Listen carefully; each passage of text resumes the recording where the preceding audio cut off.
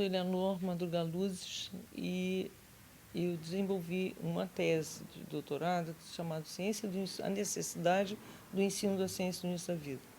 O que é a ciência no início da vida? A ciência no início da vida, ela nasce aqui no Brasil, exatamente nesse momento, né? Que é a compilação, na verdade, de dados de uma extensa bibliografia, a tese tem 1.500 páginas, mais de 2.000 referências bibliográficas, e compõe trabalho de pesquisa de muito mais de 200.000 cientistas, né? Que, separadamente, em países diferentes, foram trabalhando, levantando documentos, trazendo a importância da concepção consciente, que é a célula primeira, né? Que vai ser a célula que vai manter a memória e o DNA mitocondrial, que é um sistema informacional, que é 90% do DNA, e a gestação consciente, o parto, de preferência em casa, o mais fisiológico possível, o aleitamento materno exclusivo por 6 meses e até a criança andar, e depois os 3 primeiros anos de vida, que é quando a criança conclui a formação cerebral no sentido de desenvolver uma coisa chamada memória contínua. No primeiro ano, ela é capaz de andar, até 9 meses, entre 9 a 11 meses, que é que ela está lidando com a gravidade. No segundo ano, ela desenvolve um vocabulário de 500 palavras. Nesse segundo para o terceiro, ela começa a pensar rudemente. E no final do terceiro, ela está capaz de ter a memória contínua. Então, a ciência do início da vida, ela é calçada, essa tese que está disponível na internet, justamente por ser uma coisa que não tem, o mundo ainda, vários países do mundo eles estão tentando formular isso, só tem muito a psicologia pré e perinatal, alguma informação biológica, mas esse acabamento todo, só aqui, né? Então, todo mundo pode acessar www.cienciadoiniciodavida.org. Então, está disponível, tem DVD, tem um monte de coisas, inclusive legendado em espanhol, legendado em inglês, para poder as pessoas divulgarem esse tipo de conhecimento. Muita coisa as pessoas, eu dou curso online, mesmo as pessoas que vão fazer curso, que teoricamente já estudaram alguma coisa, elas ficam muito surpresas de muita documentação, muita informação, porque nunca foi dito pela mídia, né? Na verdade, é aquela história, nós temos que lidar de cidadão para cidadão, nos ajudando, né? Isso é que é importante, esse entendimento, né? Hoje, para você ter uma ideia, essa tese ela é acessada mais ou menos em torno de 1.400, 1.500 pessoas acessam por mês, e muitas baixam. Por quê? Obviamente tem interesse. Mas aonde que eles vão se informar? Essa é a questão. Aonde eles vão se informar sobre tudo isso? Extensivo, uma extensão enorme de documentos. Porque, na verdade, essa tese eu não escrevo durante a tese. Eu só vou escrever na conclusão. A tese é só síntese de artigo, síntese de livro, síntese de artigo, síntese de livro. Então, isso dá às pessoas um monte de informações, né? Estou tentando agora trabalhar o livro, né? Para que as pessoas tenham uma real informação, porque além de faltar informação, há também desinformação. Informações que são ao inverso do que é a realidade, né?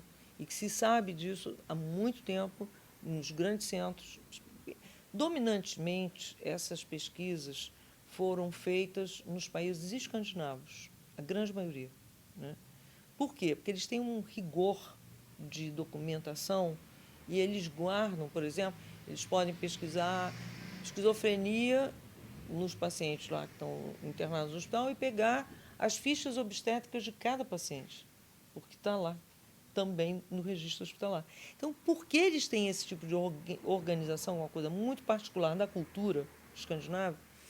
Grande parte dos documentos surgiram de lá. Há documentos do resto da Europa, também, Austrália bastante, Japão, muito, que tem um nível de parto humanizado fabuloso há muito tempo, menos na América. A América, como um todo, ela produziu pouca documentação científica nessa área, né? Nessa área do nascimento, nessa área da gestação, né? Mas aí você, quando olha as estatísticas, que você vê que, por exemplo, o Brasil, assim como os Estados Unidos, tem cada vez mais mortalidade materno-infantil por partos instrumentalizados e morte neonatal pelo mesmo motivo, isso segundo documento do DataSUS, quer dizer, o Ministério da Saúde, e também documentos do governo americano. Nós estamos, a cada quadriênio, nós estamos aumentando, assim como eles. Então, faz todo sentido que não sejam os maiores pesquisadores dentro dessa área, né? Nós temos muitos recordes ruins. Nós temos recorde de cesárea, o recorde mundial.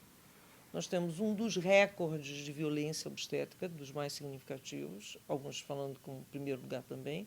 Nós temos recorde de abuso sexual na infância. O segundo país do mundo é a Índia, mas a Índia tem 1 bilhão de habitantes, né? E o terceiro país é os Estados Unidos. Então, nós vivemos uma situação muito parecida do nos Estados Unidos não existe licença maternidade, é proibido aleitar em público em 2/3 do país. Enfim, aí você entende que a criança, né, ainda não é uma descoberta da América, de certa maneira, da América como um todo. Os dois países que têm um pouco melhor de performance nesse aspecto é o Chile, em primeiro lugar, com certeza. Eles estão com 30 mil parteiras formadas em universidade por 5 anos. Eles estão com licença maternidade de 6 meses, já que o aleitamento materno tem que ser exclusivo por 6 meses, faz sentido que, no mínimo, a licença maternidade seja de 6. Aqui é 4. Né? E eles têm garantido o primeiro grau, garantido o segundo grau pelo governo e não têm analfabetos. E é muito importante a qualidade de vida da criança lá. O Canadá, isso dito por uma professora da Universidade de Vancouver, não chegou a tanto. Então, o Uruguai é um país que o direito da criança importa. Quer dizer, você tem coisas assim muito pontuais. Nossa cidade de Otavalo, no Equador, o direito da criança é muito importante, mas ainda a América como um todo ainda não acordou, né? E a Europa acordou por causa, dominantemente, da Segunda Guerra Mundial, os dramas que aconteceram com os filhos das mulheres que estavam sendo gestados durante a guerra. Então, teve muito estudo sobre isso. Então, eles aprenderam mais rápido os danos da fome para uma mulher grávida, os danos do estresse para uma mulher grávida e contabilizaram principalmente a nível de doença mental. Hoje se sabe que as doenças mentais são dominantemente gestadas entre a concepção e os 3 primeiros anos de gestação. E a gestação de uma mulher, a imaginação dela e a alimentação dela vão condicionar a qualidade de vida de uma criança. Né? São essas duas coisas. O que ela imagina, né? E se ela imagina que a criança vai viver pior do que ela, efetivamente vai ter e vai adoecer, né? E se ela tem uma depressão durante a gravidez, porque a gravidez está sozinha, né? Ou porque a gravidez foi indesejada. A gravidez indesejada está sobejamente documentada como uma das grandes razões de todo tipo de doença, e inclusive de criminalidade. Né? Países diferentes, cortes imensas, imensas, milhares de pessoas, já se sabe até qual é a taxa. A criminalidade ela vai acontecer se a gravidez foi indesejada e se é um menino que nasce e esse menino, como normalmente a concepção gera uma onda fractal, que vai acontecer no parto e em outros momentos importantes na vida, esse menino ele tem de 16 a 19% de chance de se tornar criminoso. Se for uma menina drogadita, alcoólatra ou praticante de pequenos furtos. Né? Então, isso em Praga, isso na Finlândia, isso na Holanda, nós estamos falando, assim, muita gente. Nós estamos falando de milhares e milhares e milhares de pessoas pesquisadas por 30 anos. Milhares e milhares de pessoas, porque tem estudos prospectivos, quer dizer, eu sei das condições de nascimento dessa pessoa, eu acompanho essa pessoa, como foi o estudo de Praga, por 30 anos, e vejo o que acontece. Ou retrospectivos, que são mais praticados nos países escandinavos, onde eles colocam uma pessoa que está hospitalizada e vão lá cruzar a ficha obstétrica dela. Quais são as informações importantes, né? E há muitas informações importantes, né? Hoje, a gente pode dizer o seguinte: não há doença de nenhuma gênese. A doença cardiológica, a doença psiquiátrica, todas as doenças, o primeiro momento, a parte que fez o pilar foi da concepção até pelo menos os 3 primeiros anos de vida. Todas as doenças.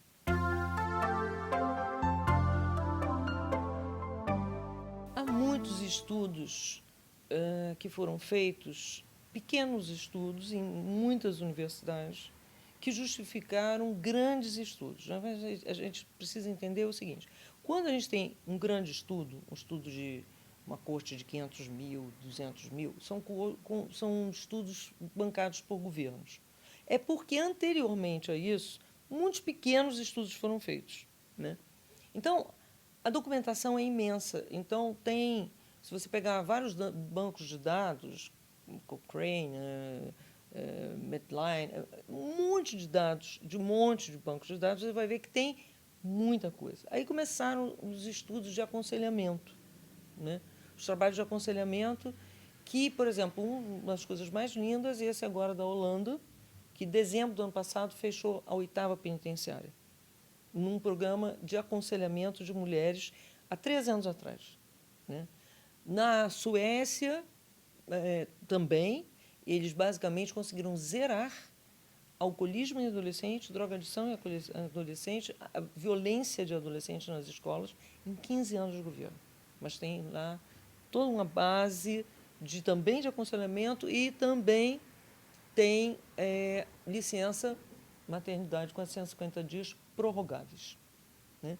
Então, há um trabalho que eu considero um trabalho fantástico, é o trabalho que foi publicado a primeira vez em 98 pelo Kelkar, depois o livro dele saiu em 2000, que é um trabalho em que ele pegou, muito baseado nos conceitos védicos, né? Porque existe um livro nos Vedas só sobre concepção, gestação, parto e aleitamento materno. Um livro inteiro, um trabuco desse tamanho.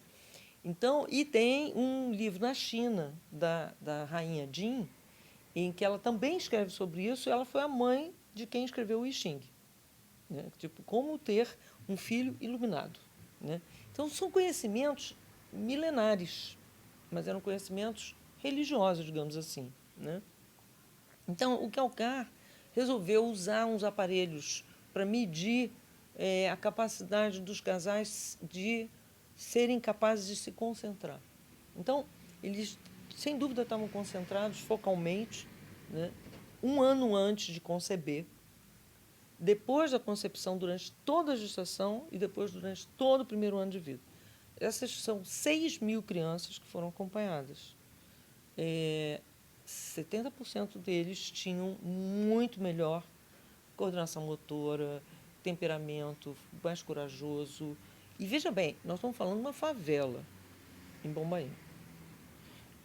A Índia é um país com uma peculiaridade de problema econômico, de disparidade econômica muito grave. Vocês têm 1 bilhão de habitantes, 300 milhões de milionários, que é a população total dos Estados Unidos. E o resto abaixo da linha de pobreza e muito. O interessante desse trabalho é que essas crianças, principalmente que elas vêm em uma situação de marginalização muito forte, ter coragem, nos termos da Índia, numa população de favela, é um dado extremamente significativo de autoestima, porque é todo um entorno para não ter, né? E é um entorno muito forte mesmo. Então, eu própria me dei conta, quando trabalhava no começo dos anos 90, com casais, muitos desses casais disfuncionais, e eram grávidos e eu estava dando informação. E observei essas crianças e eles não eram tão diferentes assim. No entanto, os segundos filhos eram muito diferentes. Aí eu cheguei a fazer uma pesquisa envolvendo mais de 120 países, mandando para obstetra, renascedor, profissionais de saúde, de pedagogia, enfim. Quem tinha acompanhado uma criança nascida de concepção consciente, gestação, parto o mais natural possível, aleitamento materno e os 3 primeiros anos de vida a mãe tinha ficado com eles.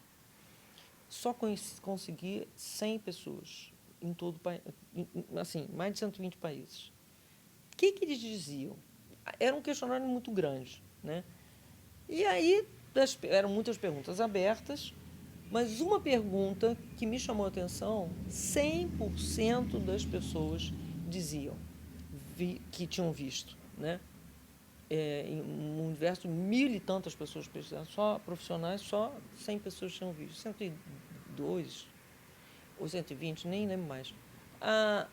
Eles diziam assim, essas crianças têm uma liderança do coração.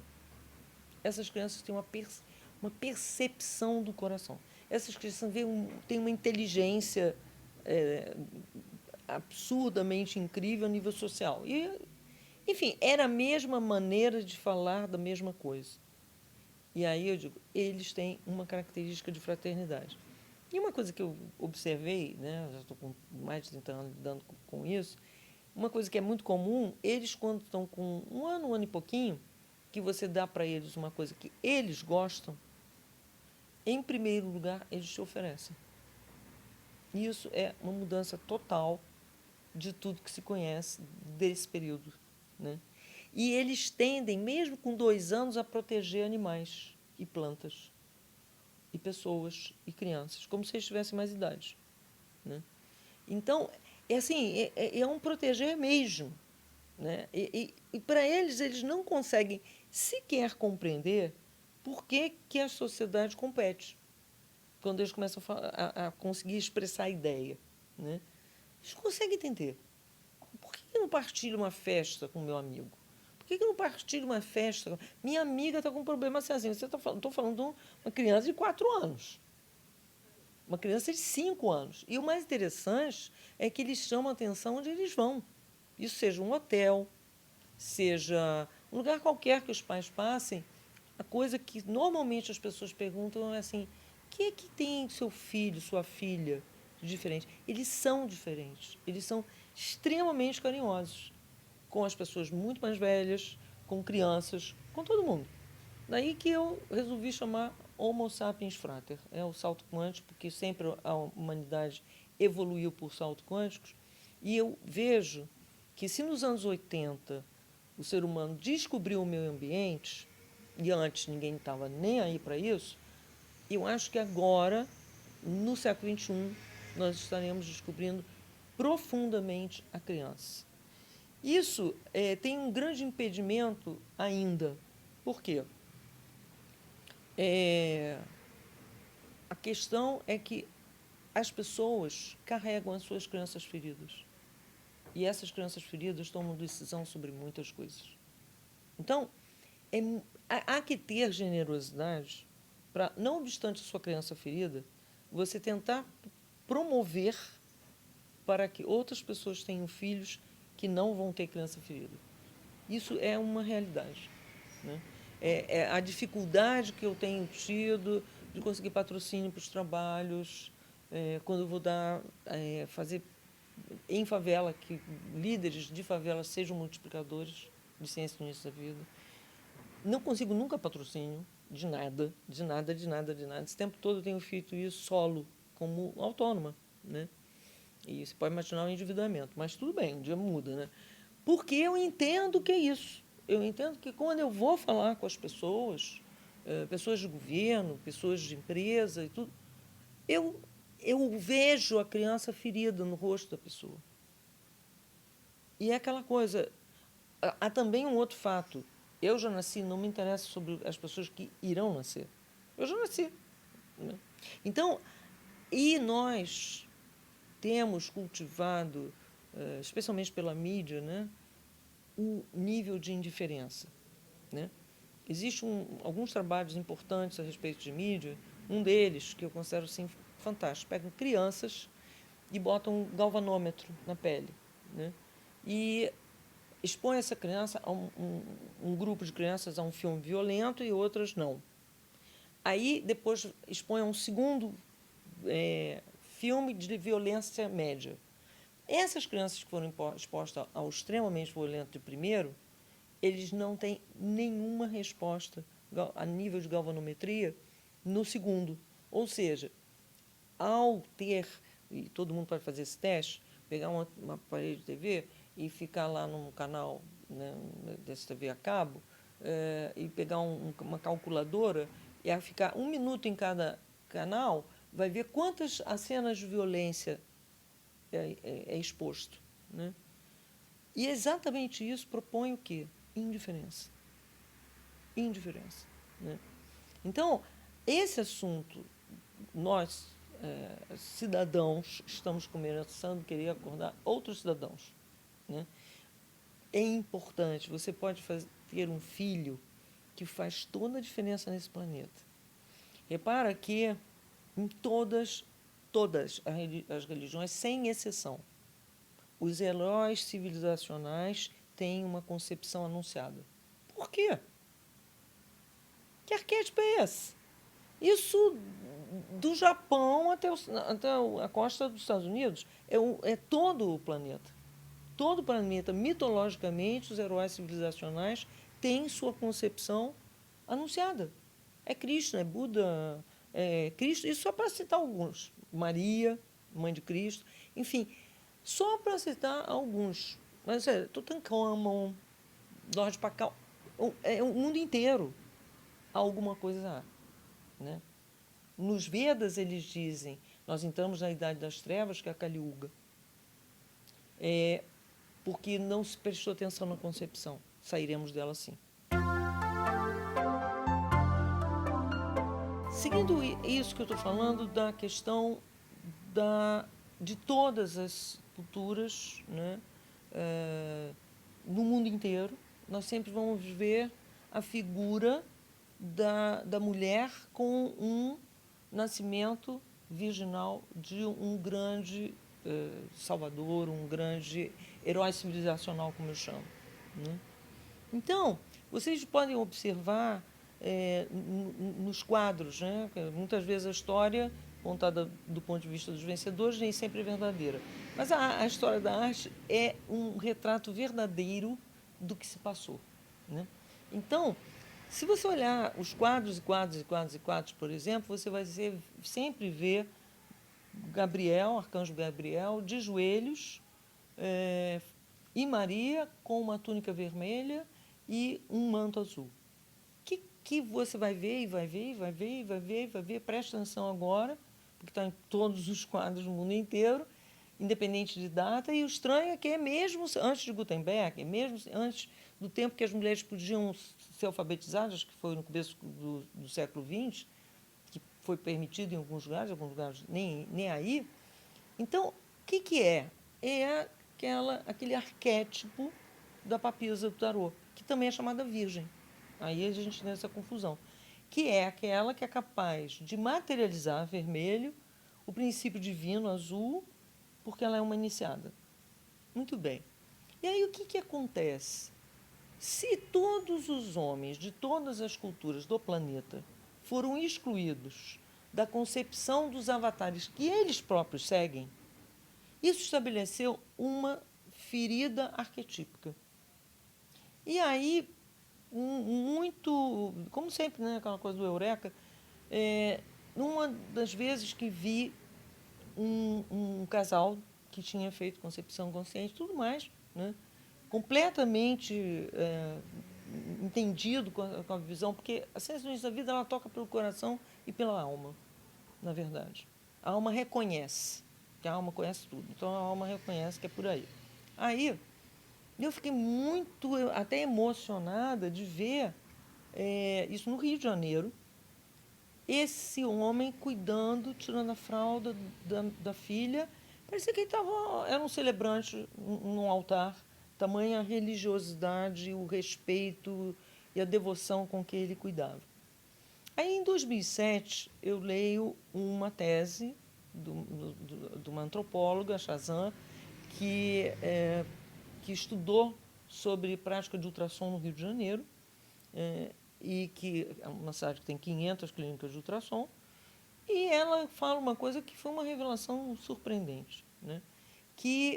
Em que ela, nos 9 meses que ela trabalhou em 3 clínicas, ela viu esse papel se repetir, que eram famílias que iam para ultrassom para saber o sexo da criança, que, aliás, é um dado que ela refere, que é uma fixação única brasileira, que essa prática não existe em outros países, né?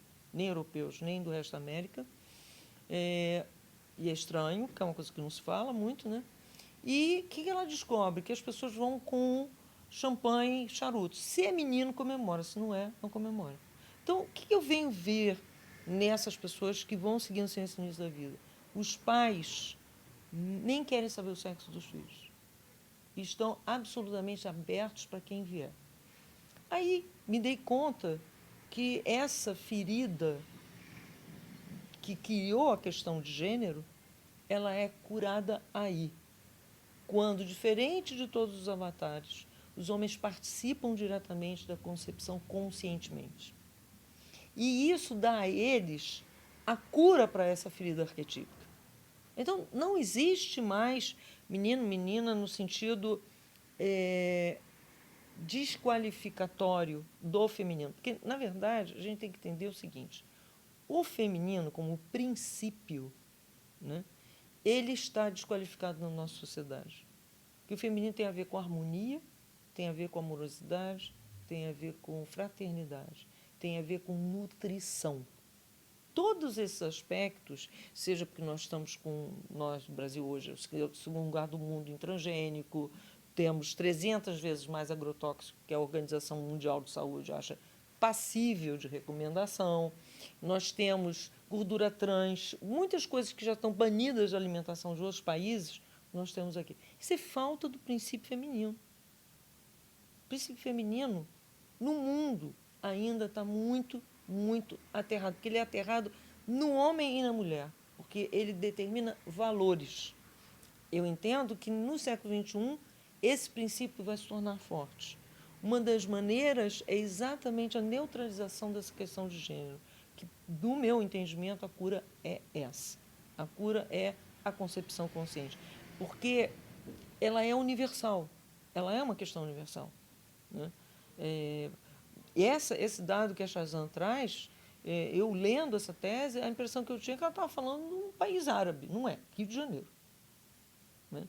Então, é assustador, é absolutamente assustador. Ao mesmo tempo, mostra quão forte ainda estamos com essa ferida do homem que se vê o grande excluído, do divino, da participação da vida, no sentido que aparentemente continua sendo uma coisa que não tem nada a ver com ele, né?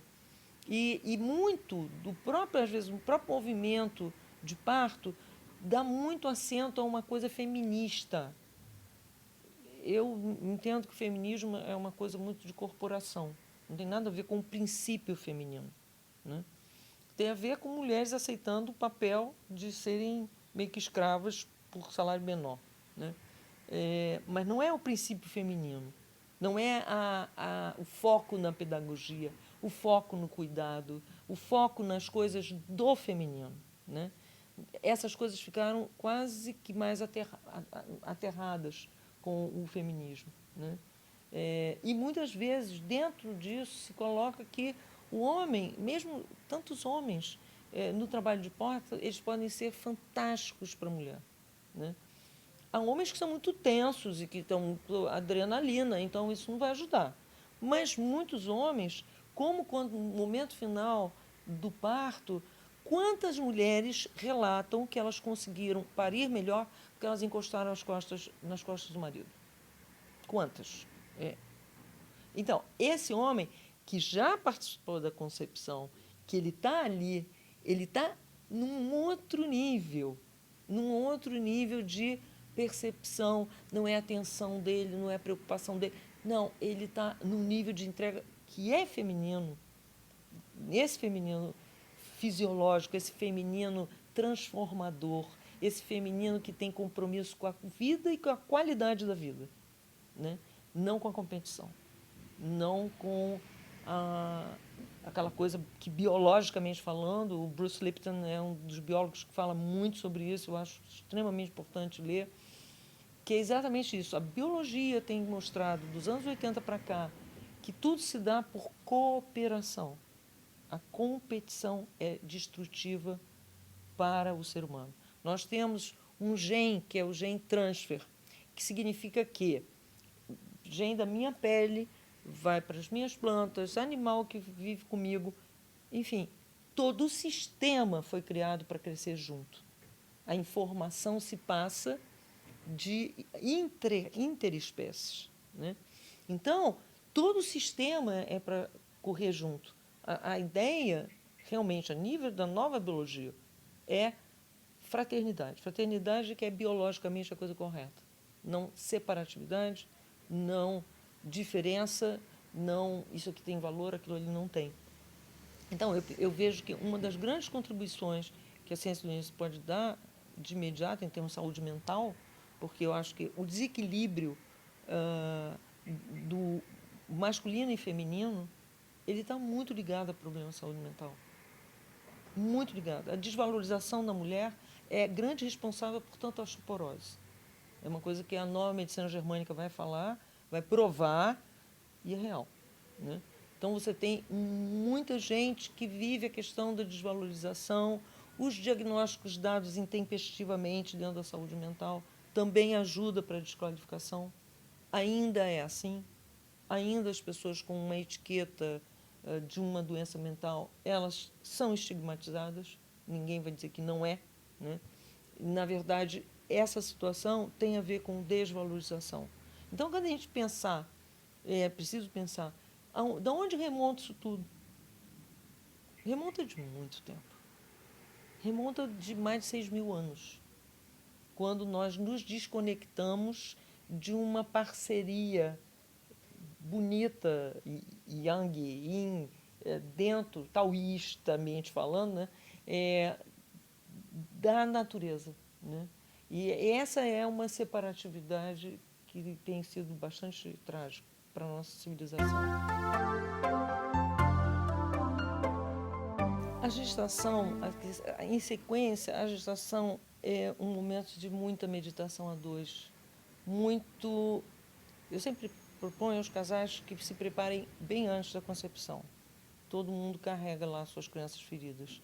Feridas na sua concepção, na sua gestação, e no seu período de aleitamento materno, que muito frequentemente não aconteceu, apesar que no Brasil está melhorando nisso. E há hoje uma enorme geração creche, né, em que as pessoas foram os cuidados fundamentais, né, 70% do cérebro que você vai ter na vida adulta se formou no primeiro ano e esse cuidado foi terceirizado. Os valores de vida são plantados nos 3 primeiros anos de vida. Não dá para terceirizar. Então, muitas pessoas carregam, o que eu falo muito é escrever cartas para os ancestrais, trabalhar a sua árvore genealógica, suas sagas de família, né? E escrever, escrever, escrever, até o momento que vocês, um casal, pode escrever uma carta convite a uma bebê. E aí vai ser muito interessante porque vão acertar até aí o que cada um espera de uma criança. É melhor acertar aí do que depois, quando está na educação, cada um achando uma coisa. Mas, seguindo essa construção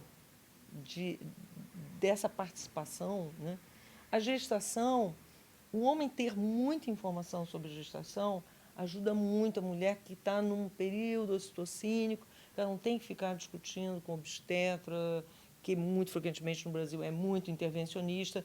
Ele, sendo informado, ele vai protegendo a mulher. Eu digo assim, o papel do pai durante a gestação é ser pitbull. Então, porque não é para a mulher estar se estressando, né? O estresse está muito relacionado a doenças na vida adulta. Então, e aí ele vai por informação. Ele vai se informando do que precisa, ele faz meditação junto com a mulher, e ele vai participando disso. E quando há o parto, que não é para ser na água, porque nós não somos aquáticos, nós somos da terra. E o que eu vejo é que as crianças que nascem na água, elas têm de esticar um pouquinho mais toda a transição da vida, né? Que ser um imprinting para o resto da vida. Então, o que a gente está escrevendo aí? Né? O que a gente está escrevendo aí é que o mundo é um homem, um mundo com mãe e pai. Esse mundo, esse homem, ele tem que dar um apoio, ele tem que dar um suporte, ele tem que ser aquela pessoa que a mulher sente, tá? Ela está sentindo a parteira e tudo mais, mas ela sente que há uma confiança absurda, há uma segurança absurda. É o próprio princípio Yang que está ali também. Não nela, mas nele. E ajuda ela. Né? E nesse momento, depois do parto, deixar essa criança nascer, segundo o programa de parto que eles têm, né? Há uma casa de parto que tem uma coisa muito séria de respeito ao programa de parto, que é a Casa Ângela, em São Paulo, que é um modelo, né, de respeitar o que o casal entende e precisa. E aí esse pai vai fazer esse corte do cordão umbilical. É a ele que deve ser entregue essa tesoura quando o cordão parou de bater. E aí significa que a criança já está recebendo oxigênio totalmente por ela. Não é para passar ninguém por asfixia, que isso dá um grande medo de morte ao longo da vida. Né? Então, é receber esse ar generosamente no pulmão, sem grandes dores, porque a pleura é que expandida de uma dá uma dor danada, que é ela que tem os receptores para dor. Então, esse pai que consegue ajudar nessa primeira respiração tão plena, né? Essa primeira respiração no mundo, porque é aí que está.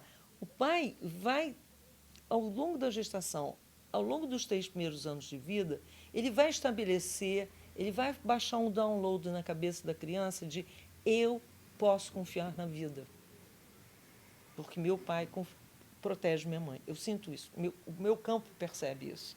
Então, eu posso confiar na vida. E depois, quando chega lá para os 2 anos, o pai, metaforicamente, ele pega um velocípede, ele pega alguma coisa que anda e começa a ensinar a criança a andar. No fundo, metaforicamente, ele está começando a tirar a criança de perto da mãe. Levar para longe, levar para o mundo. Em algumas tribos, até, os homens colocam as crianças aqui no ombro e levam para a montanha mais longe que tem, mais alta, e mostra e apresenta o mundo. Essa é a função do pai.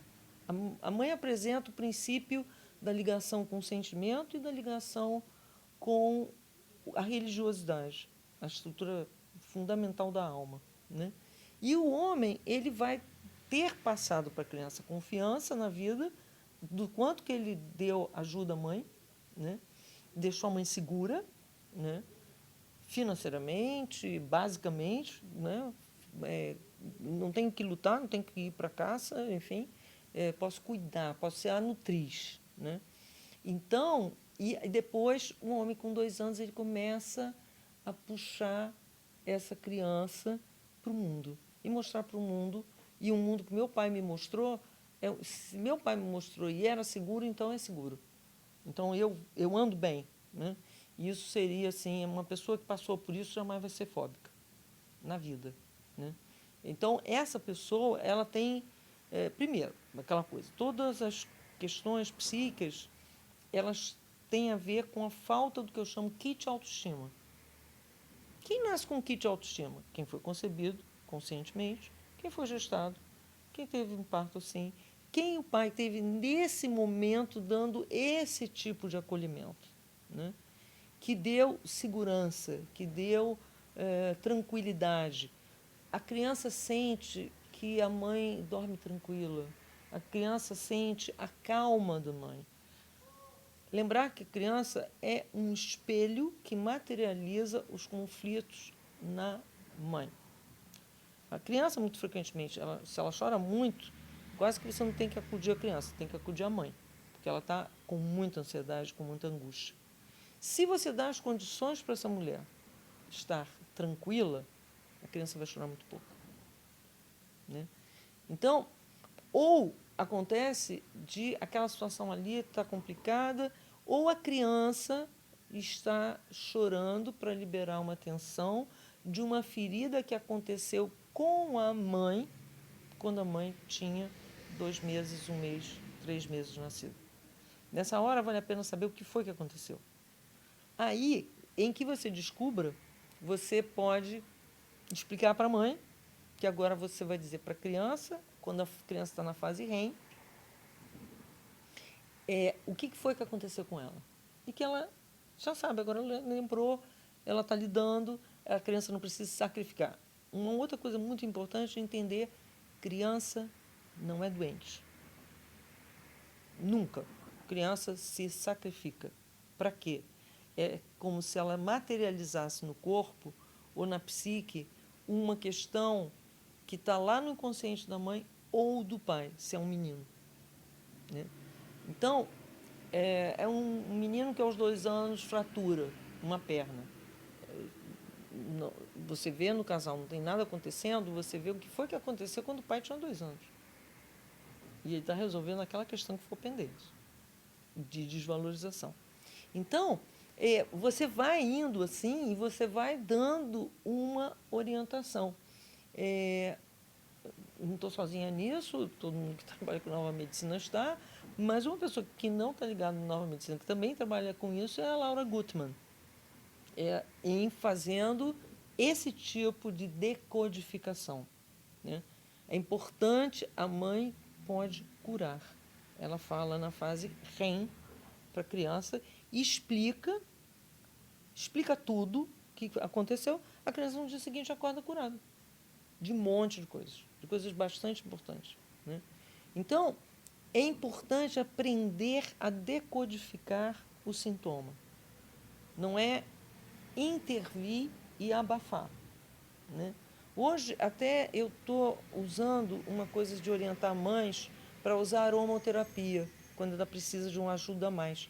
Para quê? Para dar assim, à criança o sentimento, continuando sempre na construção da autoestima, de que ela ficou boa por ela mesma, porque ela acorda boa. Ela foi dormir ruim, mas ela acordou boa. Então, ela acordou, ela não viu o que foi que curou. Então, ela acordou bem, e isso é uma construção. Na verdade, a autoestima é algo que, uma vez que essa estrutura está construída até 3 anos, é muito difícil que alguém destrua. Até porque, quando a pessoa tem criança ferida, ela busca alguém que contracene na vida a criança ferida e aquilo fica um vício. Tem uma autora chamada Candice Pert, que descobriu as moléculas da emoção. Nosso cérebro, quando tem várias situações, durante a gestação, faz efeito epigenético.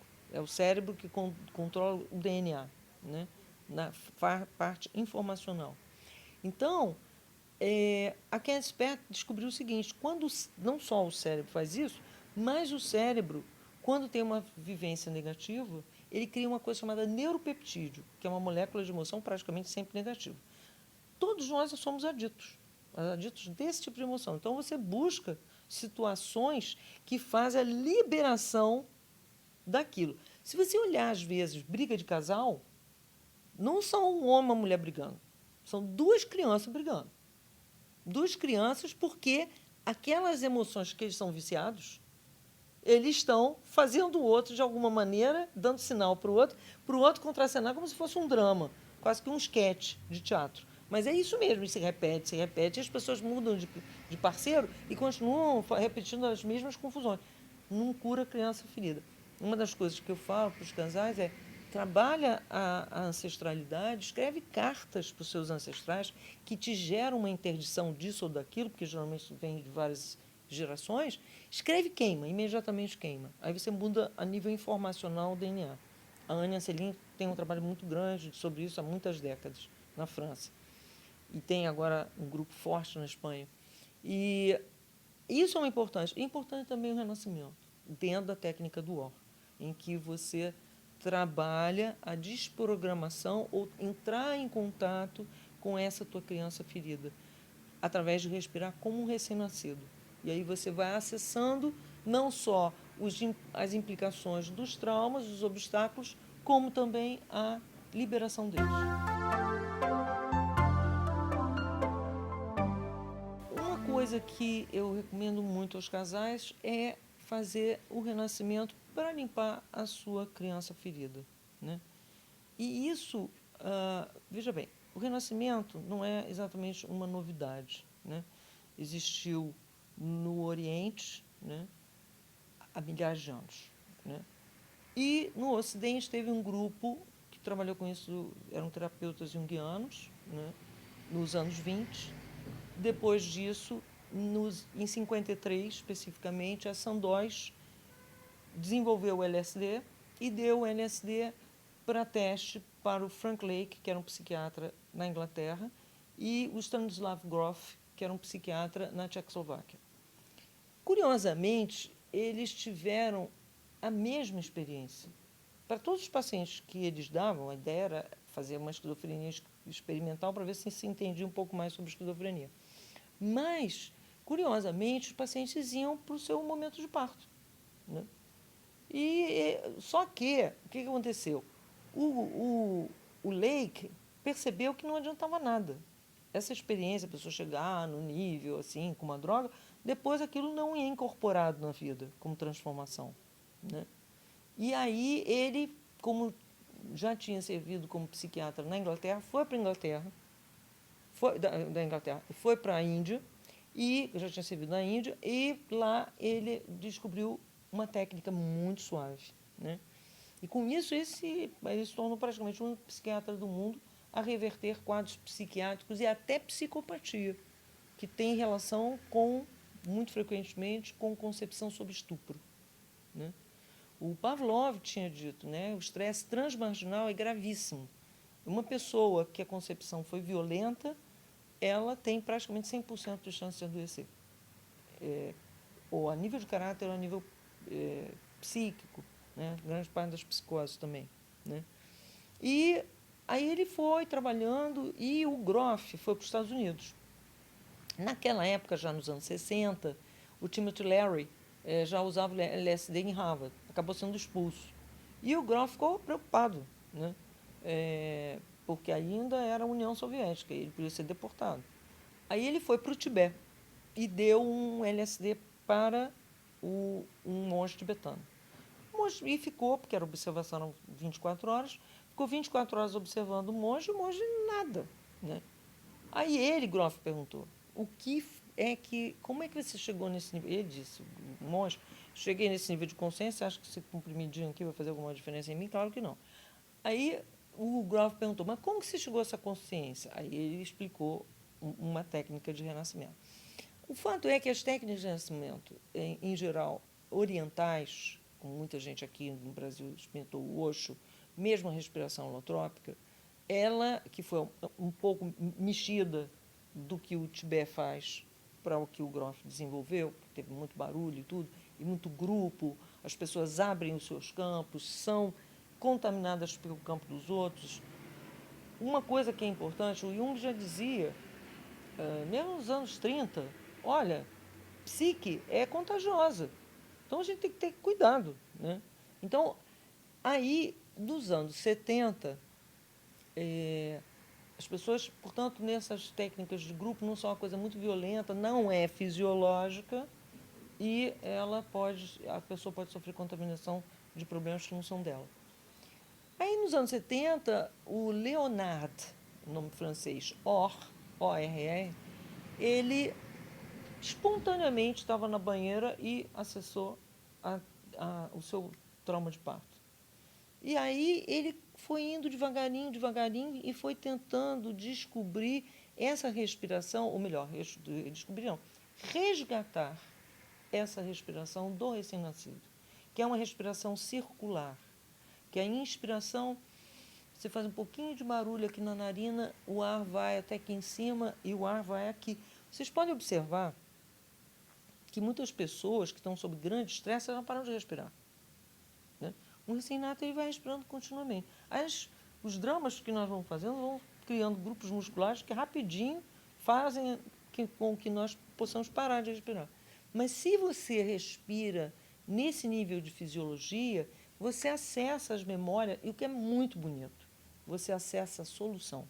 Então não precisa do renascedor dizer nada, falar nada, induzir nada. Não.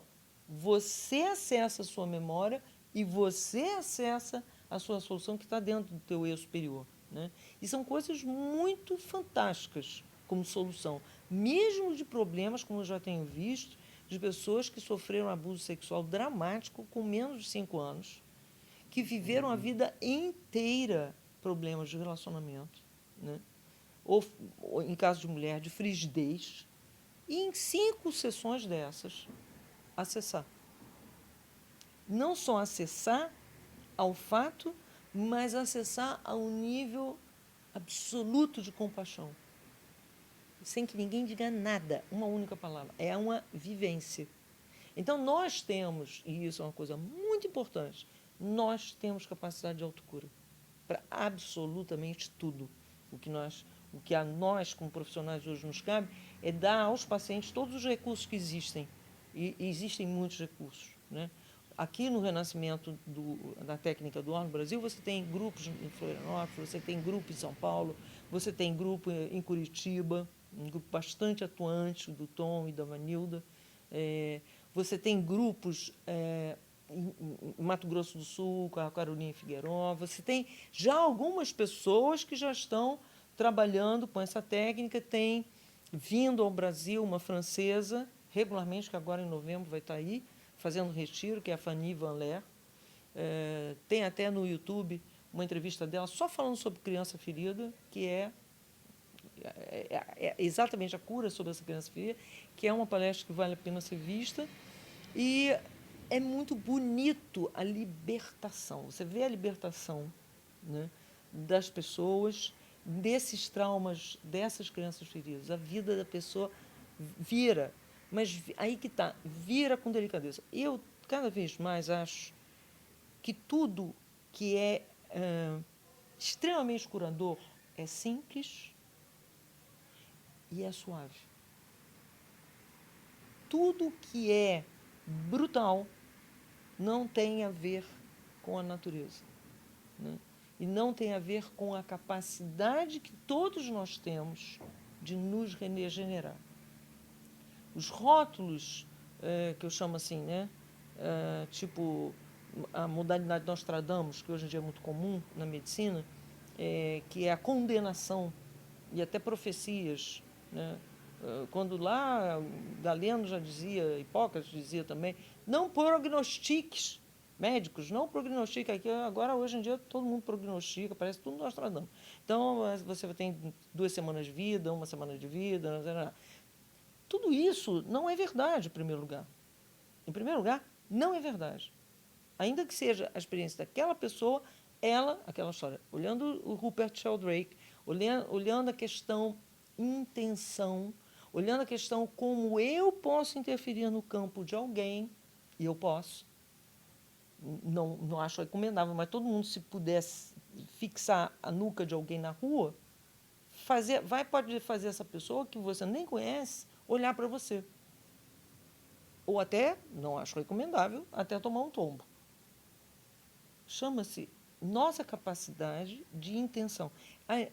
A intenção hoje é profundamente estudada a nível biológico. Ela importa nos efeitos placebos. Ela importa em 1000 maneiras dentro da biologia. Então, quando eu digo para alguém, essa pessoa tem 1 semana de vida, ela acaba tendo. Ela vai seguir o meu lado Nostradamus, médica, Nostradamus, vai jogar o que eu chamo maldição. Mas é importante entender, a regeneração acontece. Você tem uma técnica na Espanha chamada anateoresis, que é uma técnica também extremamente curativa. Já que a gente sabe que a viga mestra que vai estabelecer qualquer doença na vida adulta foi plantada durante o tempo da concepção,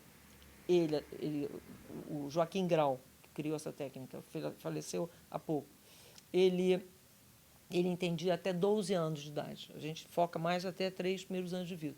Mas o que ele faz é fazer com que o hemisfério direito e o esquerdo entrem numa onda de ciclos de 12 ciclos por minuto. E com isso, o hemisfério esquerdo fica quieto e o direito traz as memórias importantes. Aí tem uma intervenção do terapeuta, sim, a nível de imagens arquetípicas. E essa pessoa se cura. E aí se cura da doença que tem, por mais que fosse dita uma doença incurável. Então, muitas vezes, quando as pessoas têm doenças graves, eu encaminho para renascimento, retiro de renascimento. E muitas vezes as pessoas voltam curadas. Que é absolutamente inspirador, absolutamente mesmo inspirador, com essas experiências que eu estou tendo de encaminhar pacientes com histórias pesadíssimas ou histórias muito difíceis ou sofrimentos de décadas e ver que em 4, 5, 6, 10 ou 20 que sejam sessões de renascimento, que não é significativamente em termos de tempo nada, essas pessoas se libertam. Hoje, meu sonho de consumo é ter a ciência do início da vida dentro das escolas, né, para isso dar uma petição no Avaz, né, para o MEC, e também renascimento nas escolas. Porque seria informação e formação. A dissolução dos liames da criança ferida. Né? Então, eu acho que nunca, na história da humanidade, nós estivemos tão perto de dar esse salto, né? Por uma sociedade mais fraterna, por uma sociedade mais amorosa, por uma sociedade linda de se ver. Porque sempre me encanta o resultado que eu vejo. Sempre, sempre. Sempre. Tanto com crianças quanto adultos que eram incapazes de sentir e vão fazer 7 ou 8 sessões de renascimento e são capazes de chorar.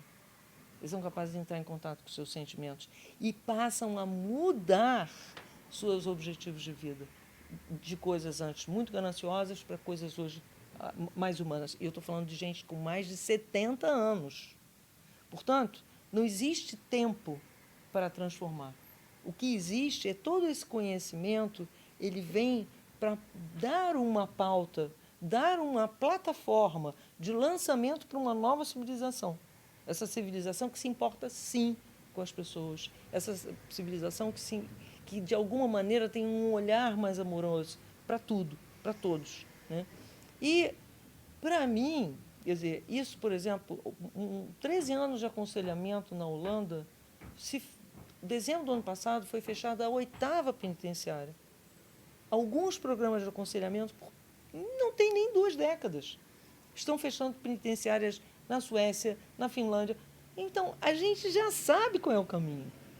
A gente já sabe qual é o caminho. Se alguém não tem uma criança tão ferida, se alguém não é tão aviltado com a violência obstétrica, porque nasceu sob ela, ou não é tão aviltado por abuso, porque viveu isso, ou a indiferença, porque a gente sabe, por exemplo, que a depressão puerperal, que é maior nas mulheres de cesárea, a depressão puerperal lesa a amígdala cerebral, que transforma em indiferente e a pessoa funciona em curto-circuito, em termos de agressividade.